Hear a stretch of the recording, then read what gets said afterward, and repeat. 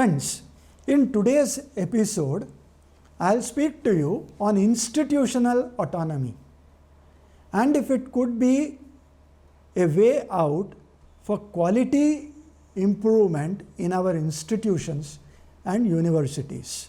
Every expert and every regulator routinely keeps saying that the deficit in quality in our institutions and universities is due to lack of autonomy. Is that the only reason, or there are other important facets to quality? Will an institution achieve greatness by merely being declared autonomous? I will attempt to answer these and some other questions that affect the performance of our institutions in today's episode of Saturday Wisdom. The University Grants Commission, UGC, recently granted greater autonomy to 60 higher educational institutions, including 5 central and 21 state universities, which maintained high standards. The order further states that the institutions granted full autonomy will be free to decide their admission procedure, fee structure, and curriculum. A very good initiative to promote quality, though being criticized in some quarters as a move that could promote commercialization in education. What are the pros and cons?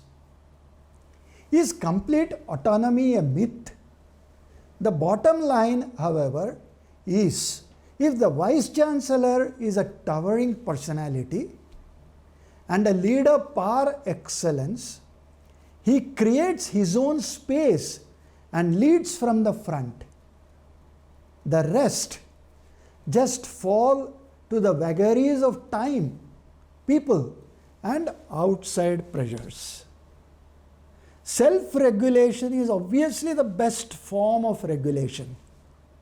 However, every human being and every system that supports quality of life is regulated in some form or the other. Homeostasis is an internal human body mechanism that maintains balance, harmony, equilibrium, and steady state. All of them are fundamental attributes of life and health.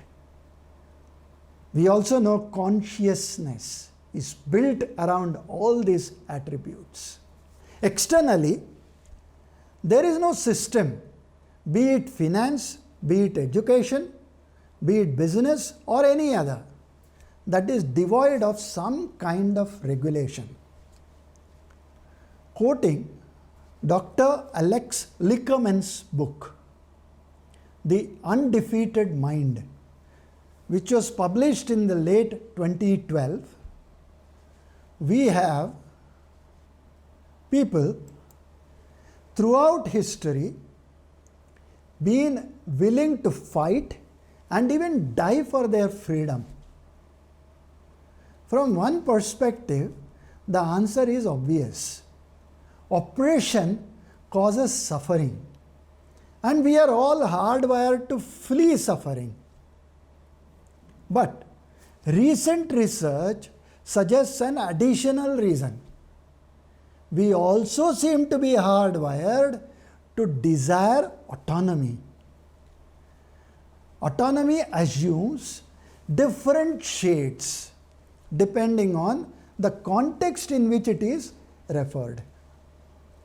When used in the context of institutions or universities, it refers to running it free from being dictated by either the government or any other regulating mechanism, so that the larger public good is met with. The leader obviously is the fulcrum around which autonomy would thrive. Such an autonomy would manifest itself as administrative, academic, managerial, and financial in the main. To guarantee higher quality and to attain better performance in teaching and learning processes, it's necessary to encourage the involvement and commitment of all those involved with the processes, like the teachers, students, the management, the external world, and so on. Foisting of orders and command would necessarily be a factor that impedes innovation, competence, and commitment of those involved in the very process of such a course for achieving excellence, and therefore is undesirable. Though this is the maxim, what does happen in reality?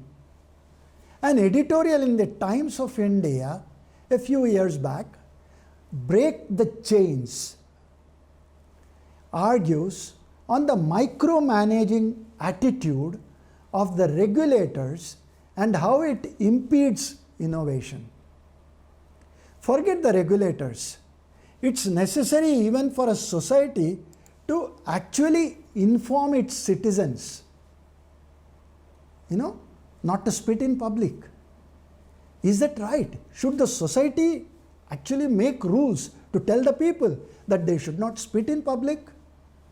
We would not have needed a Swachh Bharat campaign if that were to be so. Unfortunately, we have to do that. An uphill global jobscape may be a regulator's bother in terms of providing employability skills, but can only be so when the same uphill global jobscape for job creation is adequate. The need to promote excellence in Indian higher education is certainly paramount, and specializations like cloud analytics, robotics, artificial intelligence, machine learning, etc. can only be built on sound basics. Autonomy or no autonomy. The editorial further argues that none of the 16 universities established since 2009 feature in the HRD list of top 100 universities, but various IITs, IIMs, and other institutions set up with greater autonomy fare much better. The truth is that they are totally centrally funded institutions with facilitating structures in place, which the other institutions are not privy to.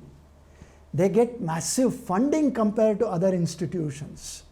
However, two cardinals differentiate the world rankings of universities. Firstly, internationalization, and the other being international collaborations.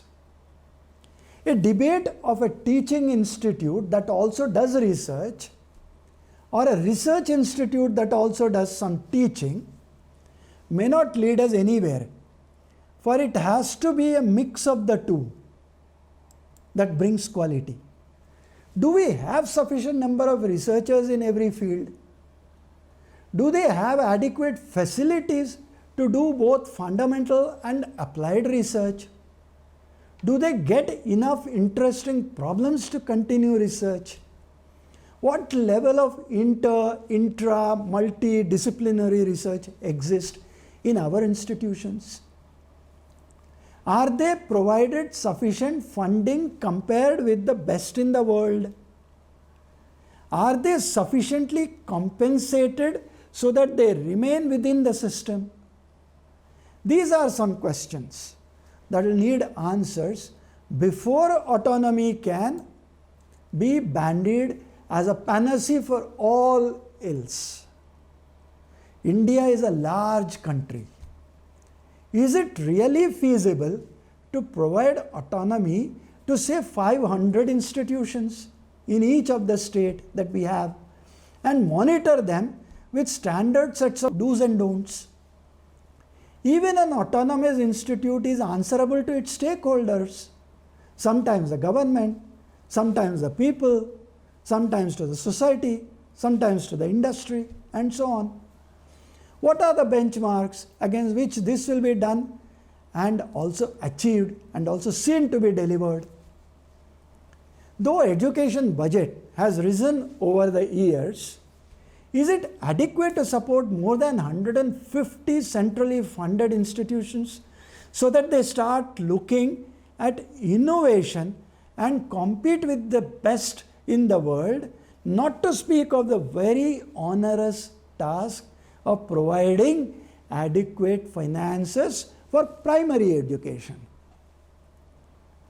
With more institutions in the category of IIT and IIM or a central university coming up, does this budget not spread too thin? Don't we have to increase the central budget many times more? More importantly, we also need good academicians, researchers, and innovators to fill the great void that seems to exist. Project Gyan is a welcome inclusion in this space. Mere autonomy without adequate support systems may only lead to unfulfilled promises. It will be worthwhile exercise to audit the performance of our autonomous institutions, do a gap analysis between what is expected and what the current status is. That will benefit such future interventions. Many institutions, as a routine thought process, were chaired by industry bigwigs, industry czars. Have they delivered? Is this a sustainable model? Like a deficit of good academics, would the system also not have a deficit of good industrialists? If the audit throws up uncomfortable questions, would we then reinvent the wheel? Universities were set up to operate as a state within the state. This presupposes that they were autonomous to begin with. Any cursory glance at the act under which they operate will signal that they are anything but autonomous, except in a few academic matters. Here again, the autonomy is only to the extent to which the faculty understands it. For there are any number of cases that can be cited where a certain unwanted coursework would be retained or a new one added in a curriculum, since otherwise the concerned teacher might lose out his or her job or would be required to relearn. Unlike universities in the West, ours are too small to be viable. Many of them would collapse without external funding, let alone provide quality. Traditionally, universities have come up with almost all the disciplines that included basic sciences, applied sciences, social sciences, liberal sciences, library sciences, you name it, they were all there. Innovation thrives in multidisciplinary ecosystems and not in isolation, not in silos. None of our institutions lay stress on productization, leading to disaggregated research. Several departments in social science, liberal sciences, and even basic sciences are closing due to unavailability of students, faculty, and so on. Various departments, even in the technical programs, do not talk to each other. They do not come up with the research that has everything in it. Autonomy would really need to be retrofit with innovation to stop further degradation. A new phenomena that we are witnessing currently is where yesteryear colleges, colleges which were all already set up, are being converted to universities in the private sector in the name of quality. A hard look is probably warranted here. For a reason not often cited for this is the escape that it provides from many of the regulators and freedom to function with unbridled freedom as business houses by closing courses, departments, or starting new ones as they perceive the markets. Social causes are invariably given a go-by. The autonomy blossoms when the mind is unshackled. The academic environment is facilitating and adequate external links exist for support. This calls for all the four attributes of autonomy: academic, administrative, managerial, and financial must be there.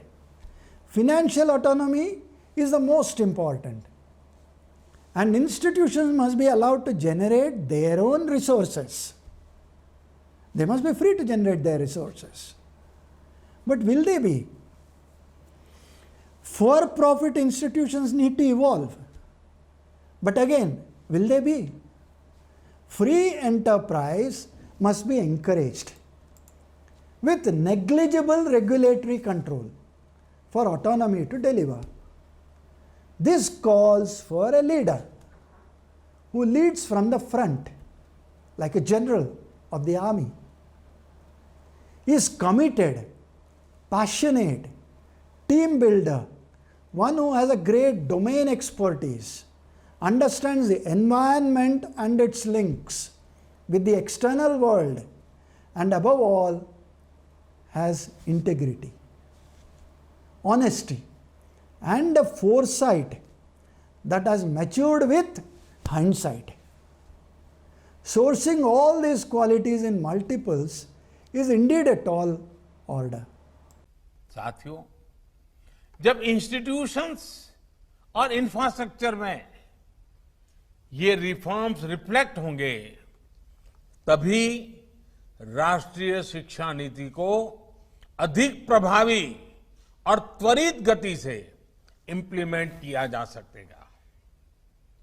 आज समय की मांग है कि innovation और adoption की जो values हम समाज में निर्मित करना चाहते हैं, वो खुद हमारे देश के इंस्टीट्यूशन से शुरू होनी चाहिए, और जिसका नेतृत्व आप सबके पास है।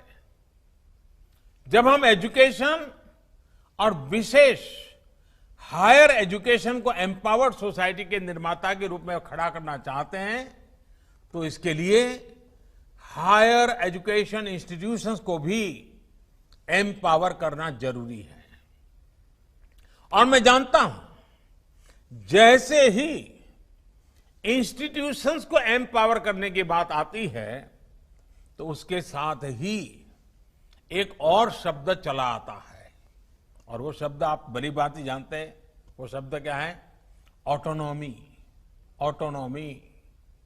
आप भी जानते हैं कि ऑटोनॉमी को लेकर हमारे यहां दो तरह के मत पूरे देश में प्रवर्तमान है।